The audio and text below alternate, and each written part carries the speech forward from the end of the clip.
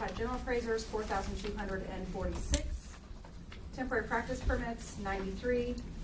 Appraiser education providers, 22. Appraiser pre-license course, 101. Appraiser continuing education courses, 311. Appraisal management companies, 171, for a total of 4,944. Before she goes to the next page, I put the little percentages up top from September to October's changeover. Normally, we would lose 40% of our associate trainees. In the last two cycles, 40 to 44%. Now we're down to 25%. That's a pretty good bleed off. And you have to remember, they didn't just quit. Some of them actually upgraded. You also think, Brian, that it's because in the past few years we've not had a lot of people come into the industry, and then also the additional education requirements that are necessary? Yeah, I mean, we're going to start to see a less of a bleed off when the market's coming back. Mm-hmm. So, I mean, the normal attrition now, if you look at the attrition rate for certified residential, we're down 10%. Normally, we hang around 15 to 18% as far as losing them, die, quit, move. Same thing for the certified gens are down 6%, and I'll give you a reason why after Mary's done, but overall we're down about almost 11%, which is not terribly, that's not a bad bleed off in renewal time. Okay. Okay, the appraisal renewals, 308 have, the initial licenses for October are 36.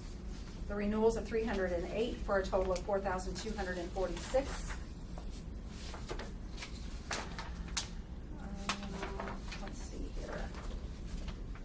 And then the real estate appraiser pass notice, pass rates for certified generals are 71%. Certified residential appraisers, 80%. Woohoo! And the trainee appraisers, 50%. Still fumbling along.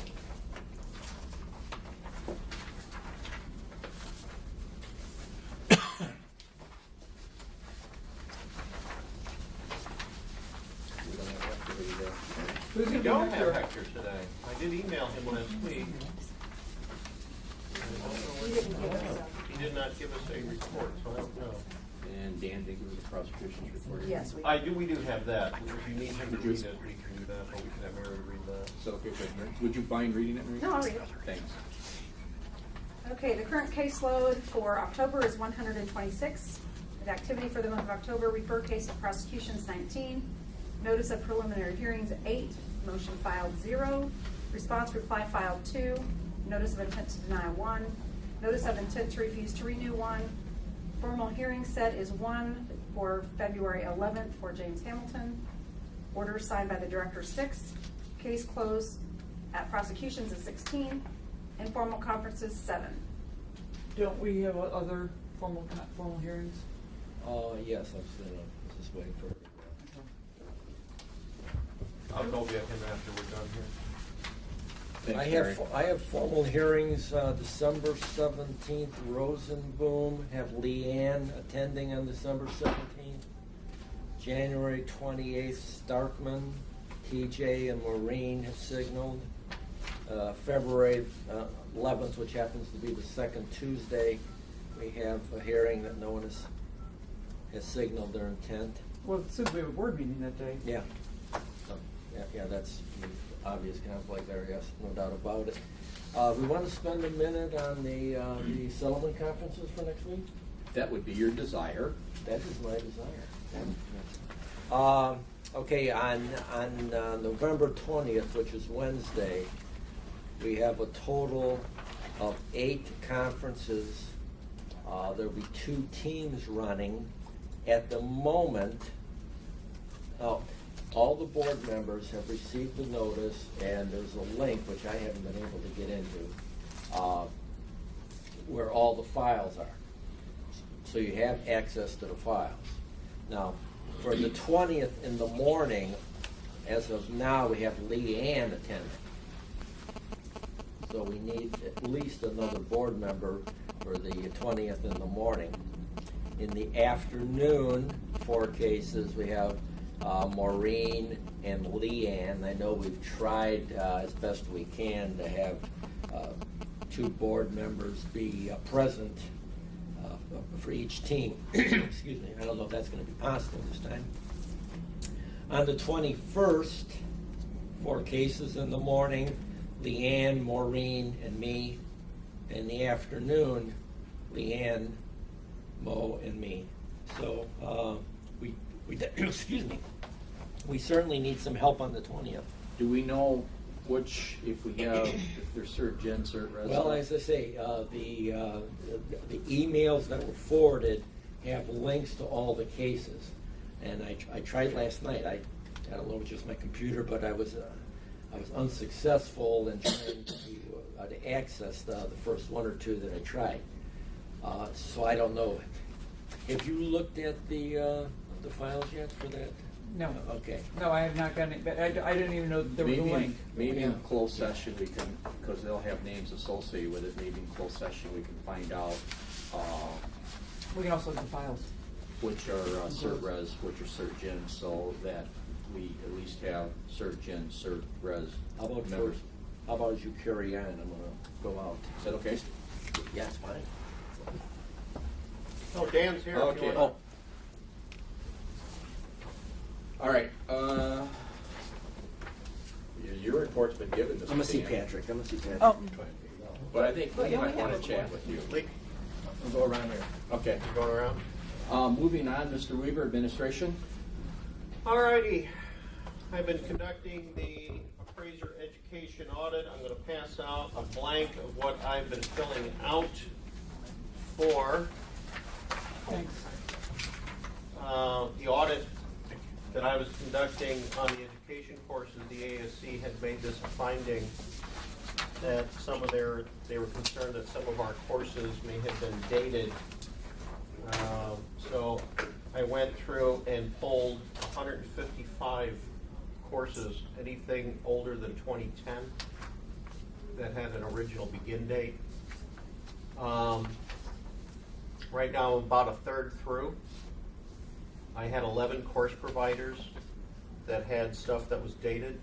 Obviously, our big ones, McKissick and the Appraisal Institute National.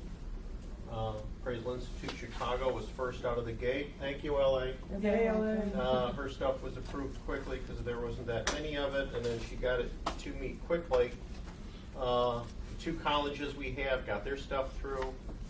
McKissick stuff got through on Friday, so I think I've done over 50 courses. Some of the providers, NAIFA included, McKissick, Appraisal Institute, National, have several courses that have just died out of lack of interest, so they're not going to bother reviewing any of those. So we're just leaving those off the list. What I've done now is, as I'm adding on the, this is a snapshot close-up of what the new course listing is going to look like. If you notice on the far right, we've got the codes for Illinois 2-08, then the hours, then online or class. And I've got another section for IDEC, meaning if there's any online courses, as I start to go through them, I'm putting in the IDEC expiration dates. That's more for us internally than for an appraiser to worry about.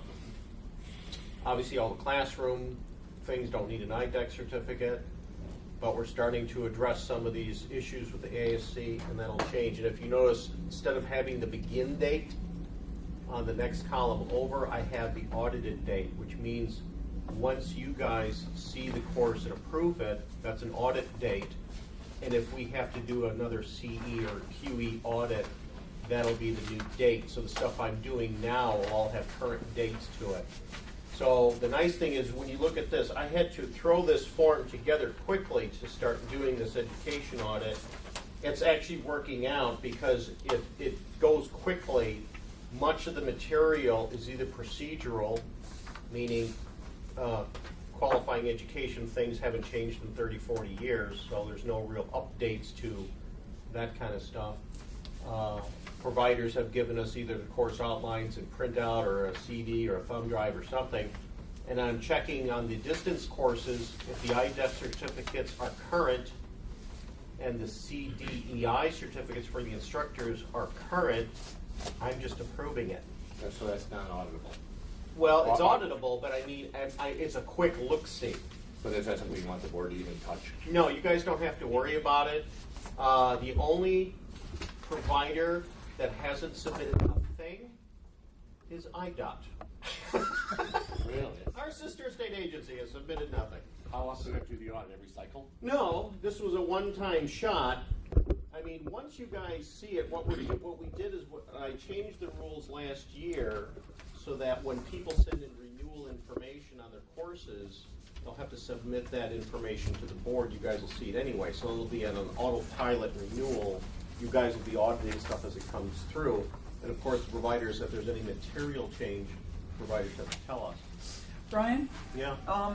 with the two largest educational providers not having all their stuff in yet, will you need to have us to come in sometime in December to help you?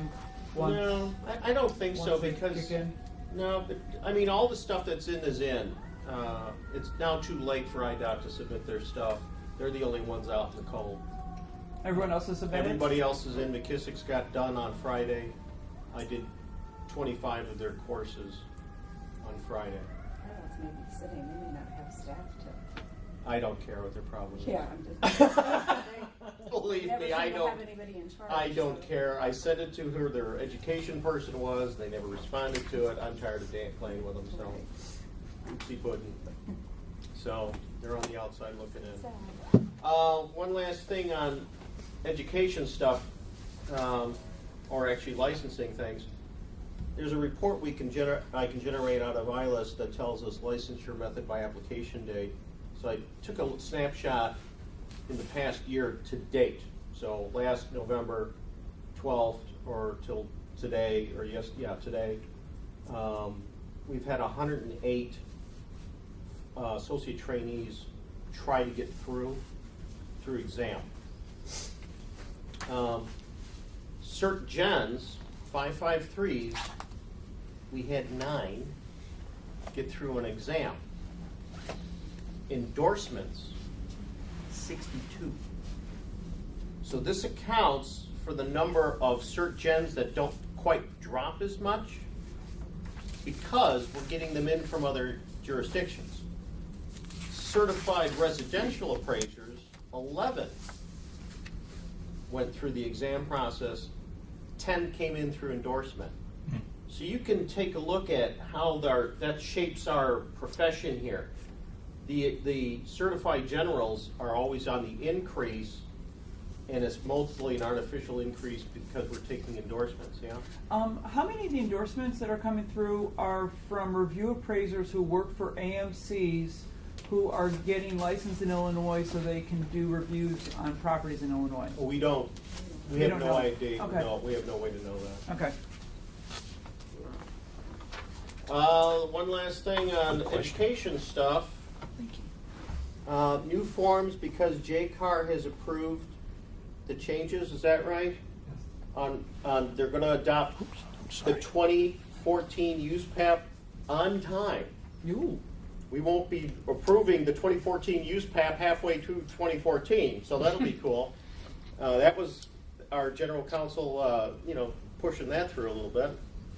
Yeah, the first group of changes have been approved, which is some of the stuff that ASC wanted us on supervision, trainees, and some of that other stuff. Mhm. Right. I think we have a December 1st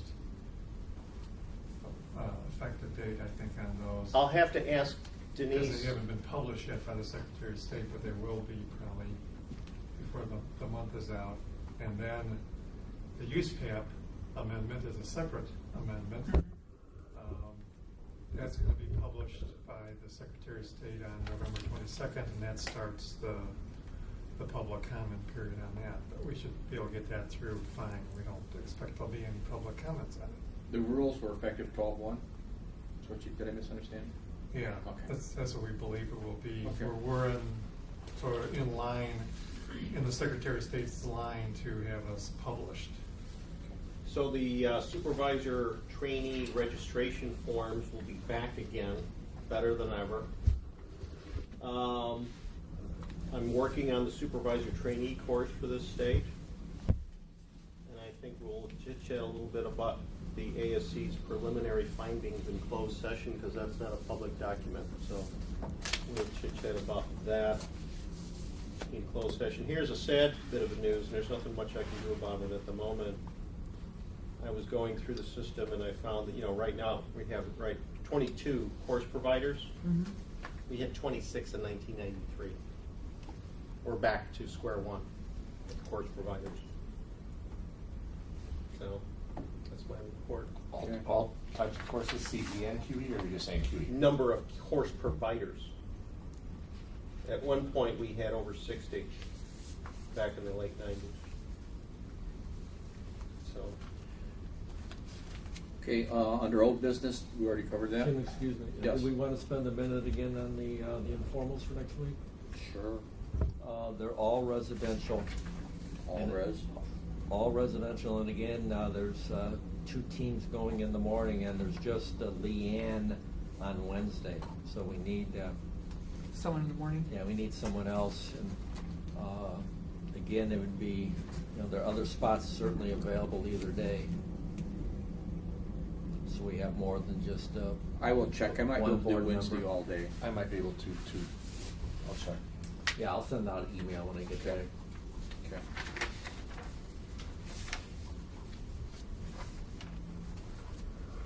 Okay, old business education provider audit, pre-2011. yeah, we just covered that. And under new business, ASC preliminary findings overview. Well, I'll have to cover that in closed. I was asked to do that in closed.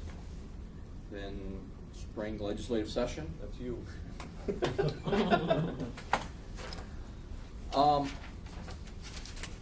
The Appraisal Institute at the national level has put together a draft of a rewrite on the appraiser statute For Illinois? for Illinois. Why?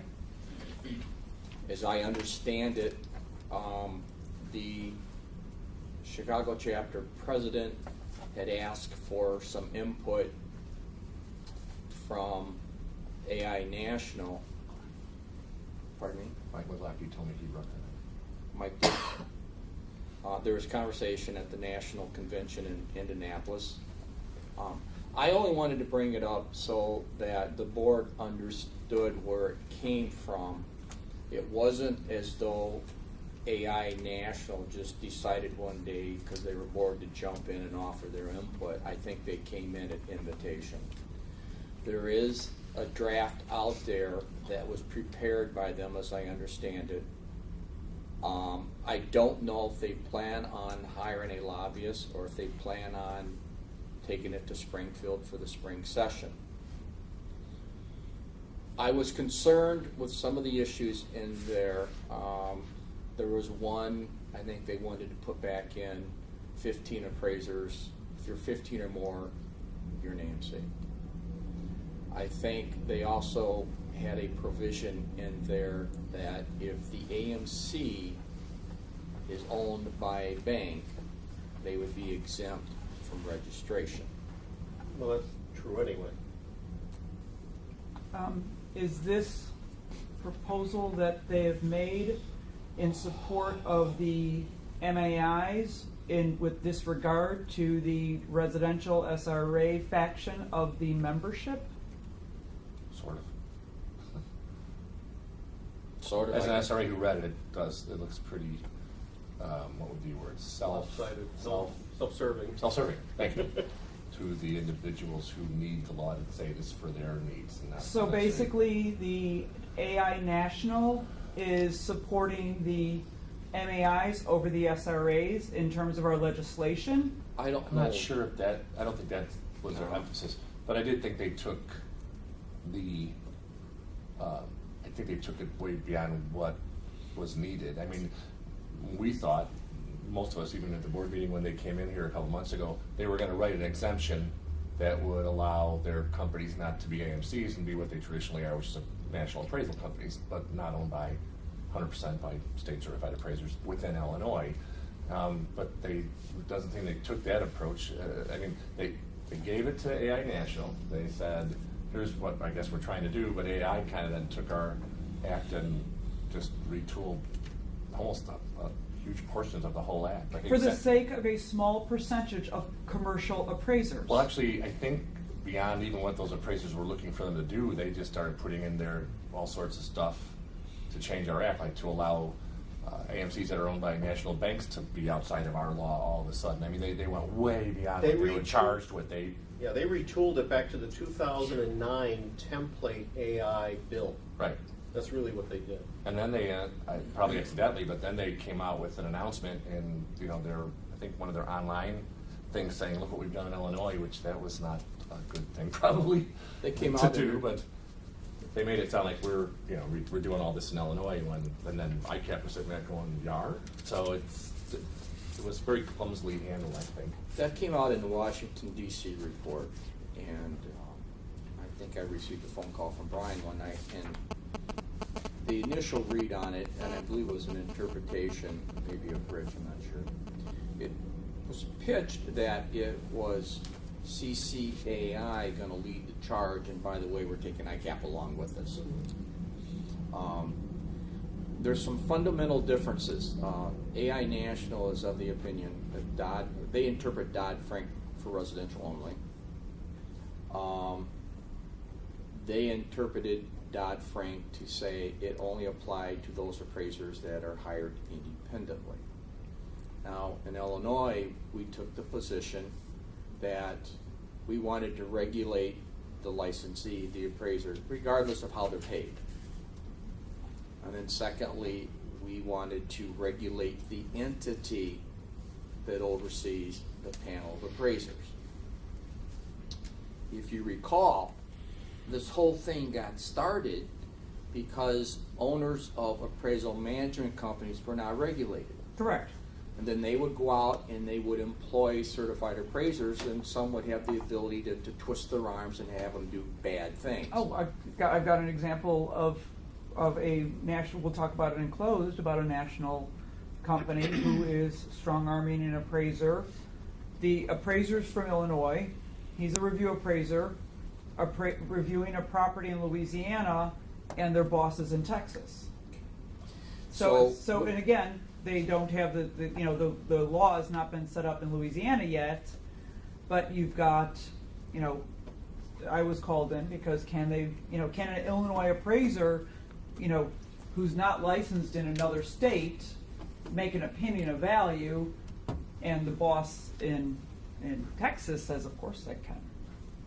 And again, this is the national, So appraisal management company. we chose to regulate both sides of it, and I think where some of this comes from, there are some firms out there, obviously, that are not 100% owned, and AI National's opinion of Dodd-Frank, it only applied residential, not commercial, and that they were looking for the entity of uncertified appraisers.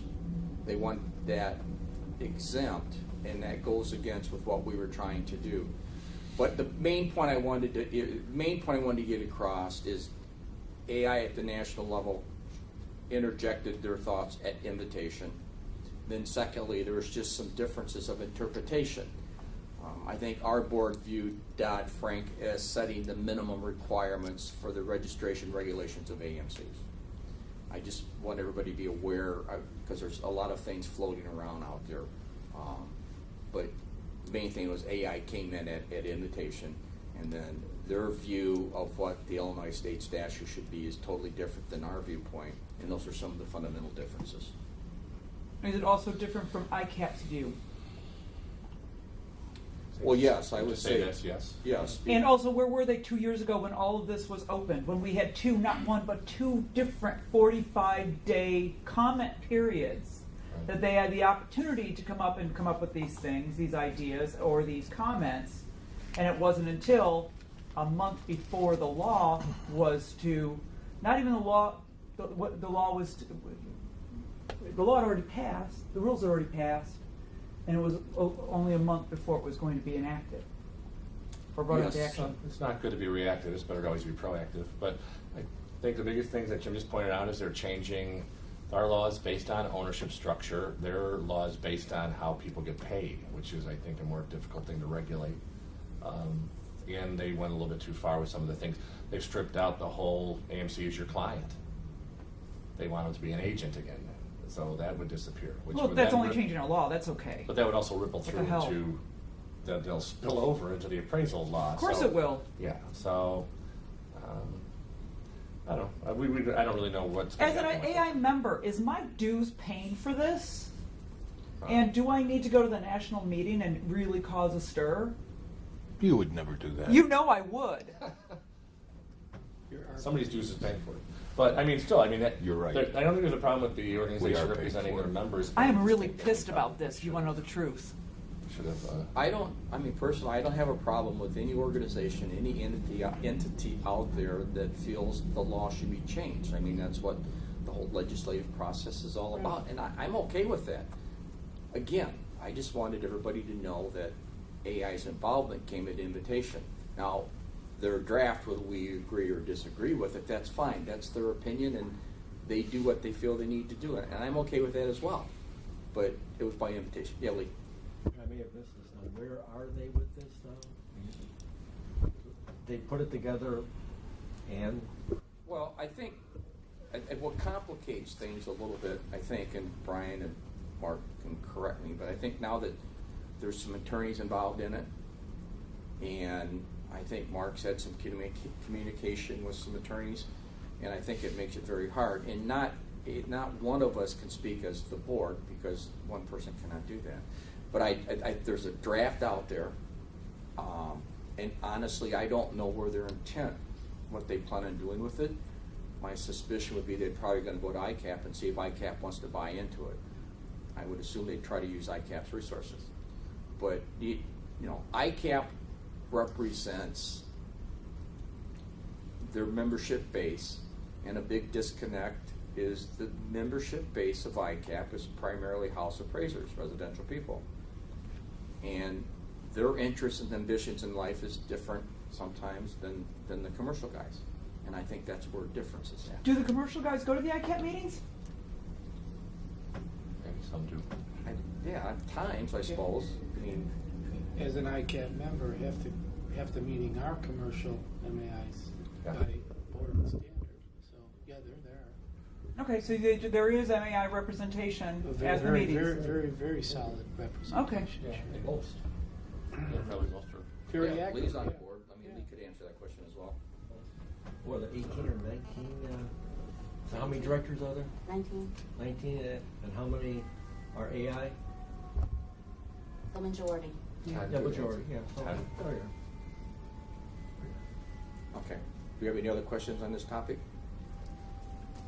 Very well. That brings us to closed session. No, Wait, no. one more. No. Oh, What did I miss? I did not read. I'll come right out and openly admit I've yet to read the the paper that came I'm out. sorry, Maureen. Out of all people to overlook would be you. Well, I was Terribly busy. sorry. I was busy doing classes. I had to use my airplane time properly, and so I did it actually approving courses, which I thought was a little bit more important than talking about a draft paper that we can actually discuss at the next meeting. So, can we please move this into old business for the next meeting?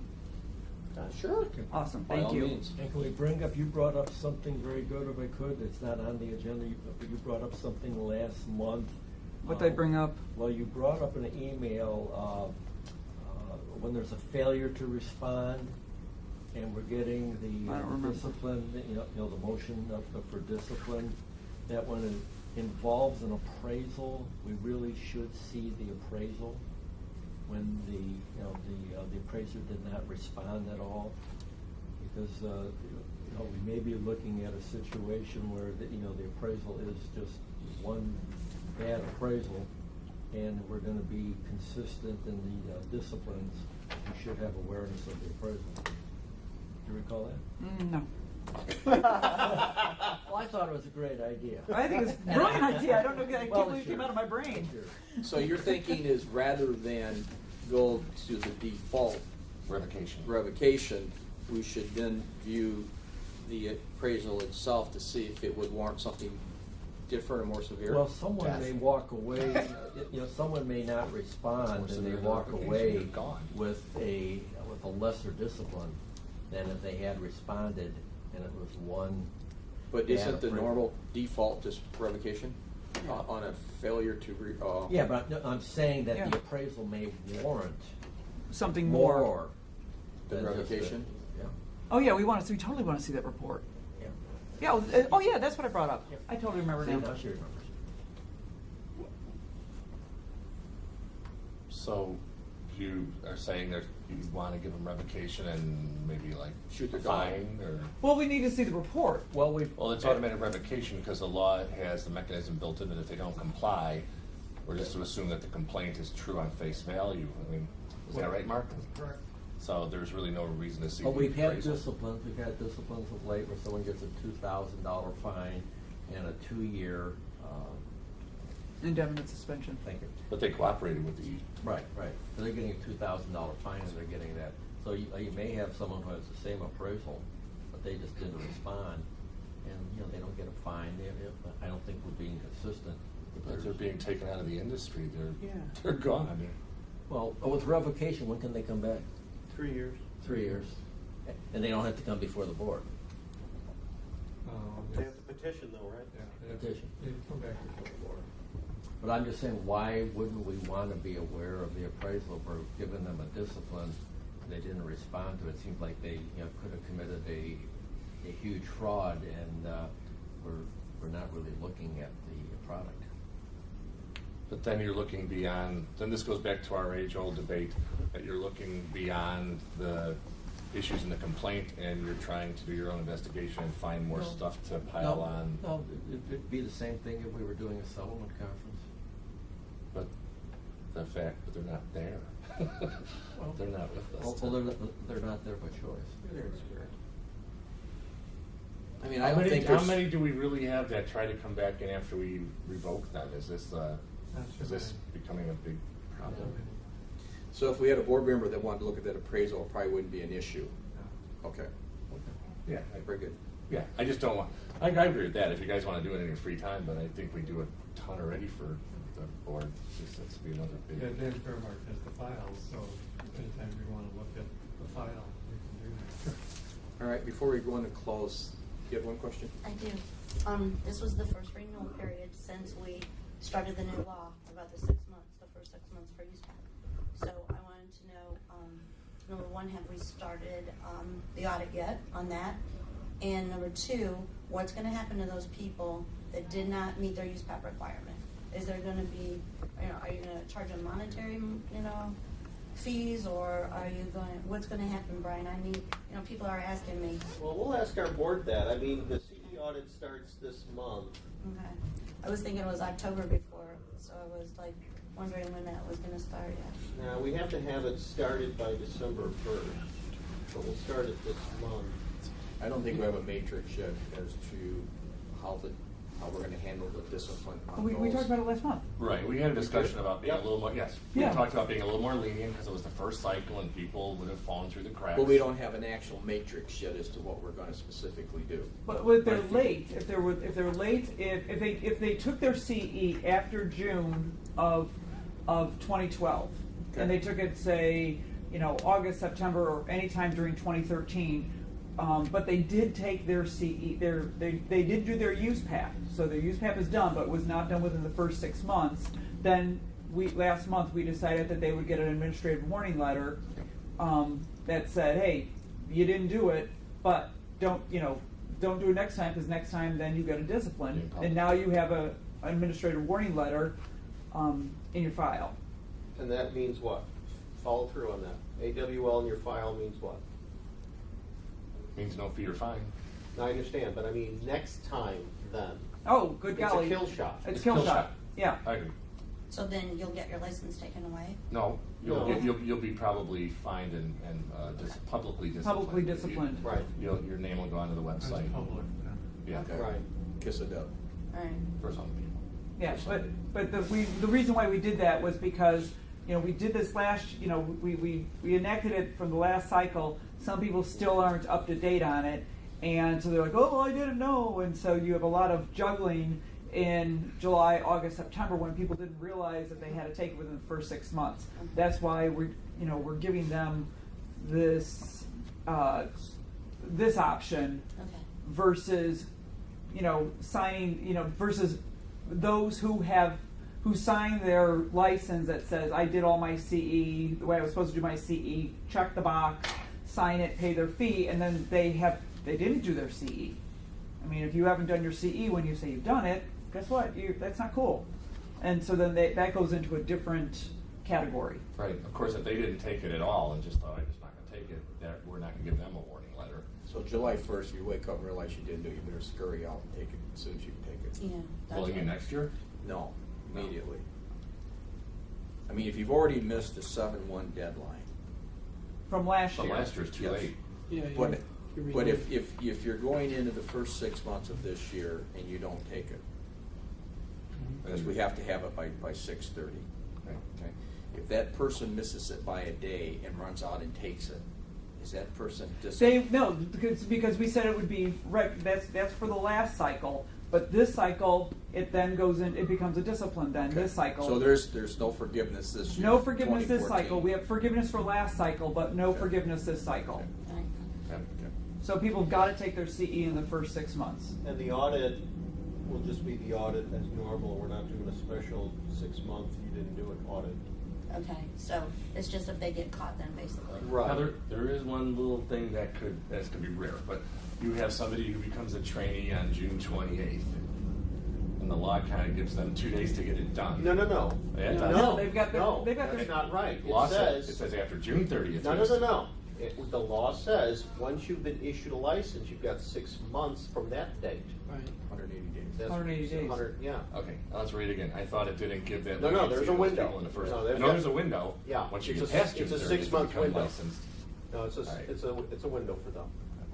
What if they turn themselves in? What do you mean? I blew it? What if they say, yeah, what if they made a culpa? and Well, they I say, think the board's already taken a position. We gave leniency the last go around, and if you miss it this go around, I don't think there's any leniency. Yeah. You know, on your press, you see your courses on the website. You know what you need to. Well, and it's not as if Brian talks about it every time he talks publicly. Those, it's blasted on the ICAP website. It's on the website here. So besides trying to break the glass of someone's human snow globe, there really is no other way that we can get people to come out of their man caves to become That's right, aware I of what's forgot about happening. I mean, you don't renew your driver's license, you get a ticket, you get caught.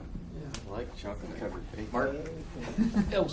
As a public service and/or advertising, do we have permission then to say that the board's position is if you don't have it by June 30th? You run the risk of being. You publicly run, so in other words, an disciplined. inducement to get them to, because I would say appraisers are to- woefully ignorant, let's To face it. avoid Yeah. discipline Right. or something. Right, okay. Appreciate everybody coming in. Thank you. We're now going to take about a 5-minute break, then go into close.